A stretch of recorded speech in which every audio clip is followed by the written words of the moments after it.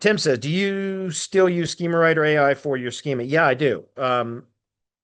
I still do. But I only use it for organization schema and for local business schema. And I've talked about that many, many times on Hump Day Hangouts. For everything else, I use InLinks because it's easier. It's much easier to scale. So InLinks will create FAQ page schema or web page schema for all other pages with just a simple code, piece of JavaScript code that you insert in the HTML header of the site. And then inside InLinks, you then add the website. Well, you add the website first. It gives you the JavaScript code. You add that to the site. You validate that the code is present. And then you go select which pages, or you can manually add them, whatever. You can select which pages you want to then manage schema from within InLinks. And so you can, what I do is in SchemaWriter AI, I do organization schema for the homepage, local business schema for the location landing page, and then all other pages, top level pages, are going to be web page or FAQ page schema that is inserted and managed through the InLinks portal, if that's clear. That way it just, and by the way, because I'm in a single industry, I have basically templates, CSV import templates that I use in SchemaWriter AI for all my knows about entities, my keywords.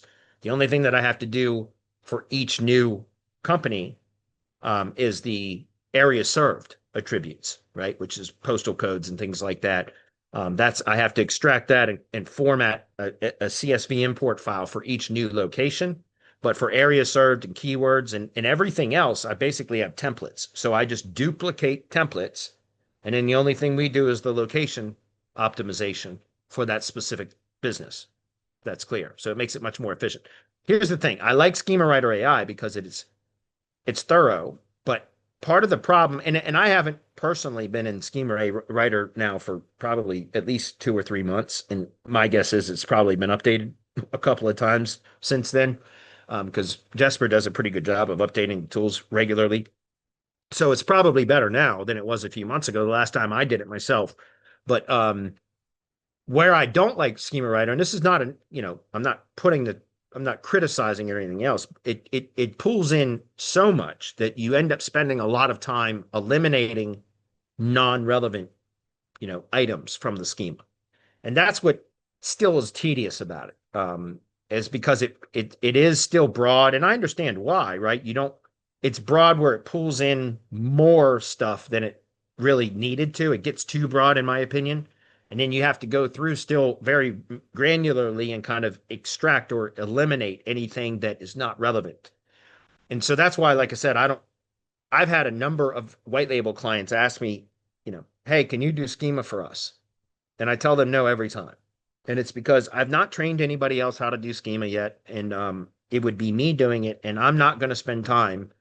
I don't want to. It's incredibly tedious to go through all that line by line and within SchemaWriter and get rid of all the stuff that it pulls in that's not relevant. And I'd have to do that for every industry, right? And no way I'm doing it. And I haven't trained anybody else how to do that yet. So that's why I don't offer that as a service. For my own business, my own industry, it's not hard because, again, we've created templates, but it took a lot of work to get to that point. So that's why we don't offer it yet. I can't tell you how many.